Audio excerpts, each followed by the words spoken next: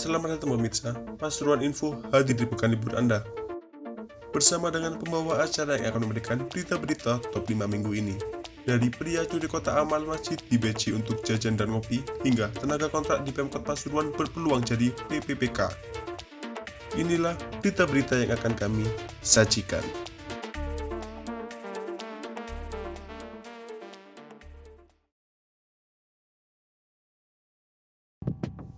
Curah hujan yang tinggi mengguyur hingga Senin, 10 Januari malam kemarin menyebabkan 4 aliran sungai di Kabupaten Pasuruan meluap. Tercatat beberapa desa di 6 kecamatan terendam banjir. Selain itu, air sungai yang meluap memasuki pemukiman hingga menggenangi jalan raya Pantura di Kecamatan Keraton, Kabupaten Pasuruan. Arus lalu lintas di jalur Pantura Keraton pun lambat merayap. Kalaksa BPBD Kabupaten Pasuruan, Ridwan Haris mengungkapkan, jika guyuran hujan dengan intensitas tinggi merata hampir di setiap wilayah. Hujan tinggi ini mulai dari hulu di Kecamatan Puspo, Pasarpan, Tutur, Purwodadi, Lawang, Sukorejo, Purwosari, Pandaan, dan Prigen. Durasi hujan juga lama, semua rata-rata di atas 2 jam. Akibatnya, di daerah hilir, perairan laut tidak mampu menampung kiriman air dari atas, termasuk 4 sungai, yakni Sungai Rejoso, Petung, Welang, hingga Kedung Larangan. Juga hujan lebat disertai angin kencang, sehingga air laut tak mampu menampung kiriman air dari atas. 4 sungai semua jadi overload, karena derasnya hujan mulai dari hulu sampai ke hilir. Akibatnya, air laut tidak bisa menampung air dan akhirnya balik ke sungai hingga meluap. Meluapnya 4 sungai itu mengakibatkan banjir di 6 kecamatan, mulai Gondang Wetan, Grati, Rejoso, Keraton, Mangil, dan Pocentre. Banjir terparah terjadi di Dusun Kebrukan, Desa Kedaung Kulon, Kecamatan Grati, dan Dusun Batokan dan Bulu Selatan, Desa Tambak Rejo, Kecamatan Keraton.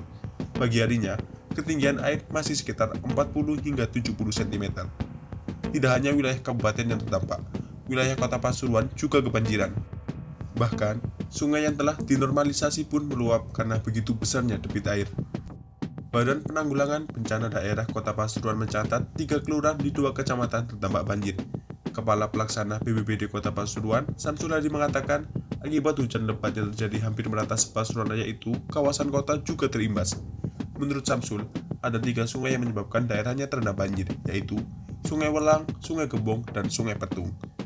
Personel BPBD berusaha mendapatkan informasi dari lapangan terus-menerus untuk memantau perkembangan.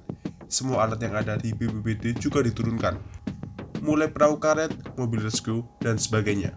Jumlah kepala keluarga yang terdampak mencapai sekitar 269 kakak atau 824 jiwa.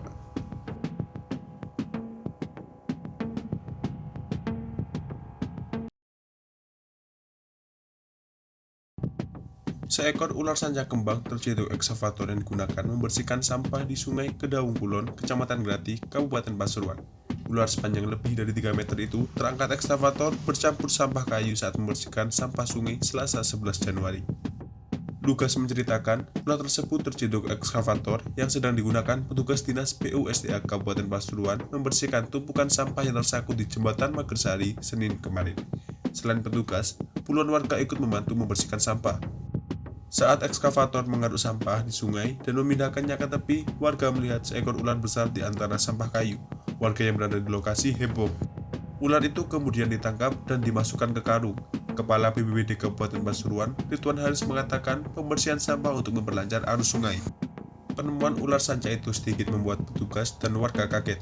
Sebelumnya ini, ular sejenis kerap ditemukan warga di sungai-sungai besar di Pasuruan.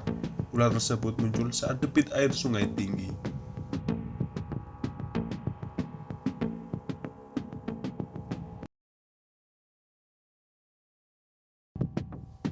Aksi seorang pria menggondol kotak amal di Masjid Al-Mutakin, Desa Kedungwoto, Kecamatan Weci, Kabupaten Pasuruan terekam CCTV.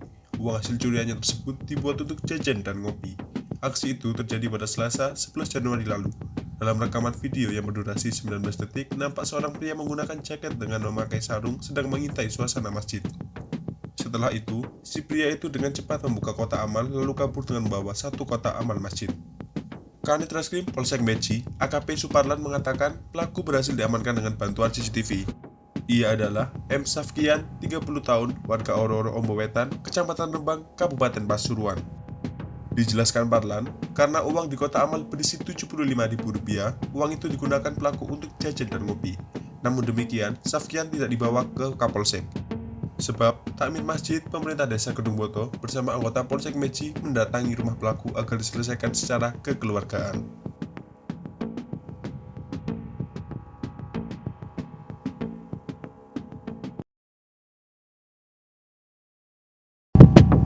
Rehab bangunan ekspor Poncol menjadi mall pelayanan publik masih berlangsung. Agustus nanti, keinginan satu atap ini ditargetkan launching.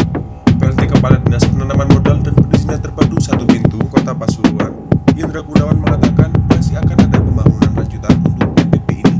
Pembangunan lanjutan ini bertujuan untuk melengkapi partisi-partisi dan bagian-bagian yang ada di dalam mall untuk menunjang sistem pelayanan nantinya. Bangunan MPP terdiri dari 2 lantai. Menurut Indra, tahun ini pembangunan masih memprioritaskan lantai 1. Rencananya, bila berjalan sesuai rencana, bulan Maret Pemkot kota akan melakukan uji coba awal. Uji coba awal ini hanya melibatkan sejumlah OPD, diantaranya Bapenda, Dispendium Capil, dan BPM PTSP. OPD dimaksud akan melakukan uji coba melakukan pelayanan publik di MPP. Indra melanjutkan, MPP juga merupakan bagian dari strategi mengembangkan penanaman modal di Kota Pasuruan. Jika MPP sudah berjalan, diharapkan mempermudah pelayanan perizinan untuk investor yang masuk ke Kota Pasuruan.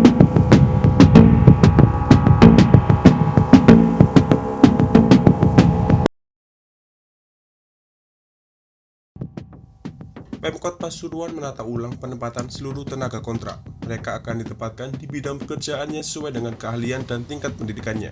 Cara itu juga untuk melebarkan peluang tenaga kontrak menjadi pegawai pemerintah dengan perjanjian kerja. Wali Kota Pasuruan, Sefu Yosu menginginkan the right man in the right place. Menurutnya, semua tenaga kontrak mesti ditempatkan sesuai dengan keahliannya, sehingga kinerja mereka lebih maksimal dan terukur. Dengan penataan ini, tidak akan ada lagi tenaga kontrak yang menduduki posisi yang bukan keahliannya. Sesuai Peraturan Pemerintah Nomor 49 2018 tentang manajemen pegawai pemerintah dengan perjanjian kerja, tenaga kontrak akan mendapatkan tempat baru. Penempatannya juga harus linear dengan jenjang pendidikan dan kompetensi saat menjalani pendidikan, baik di jenjang pendidikan sekolah, diploma, maupun strata di bangku perkuliahan.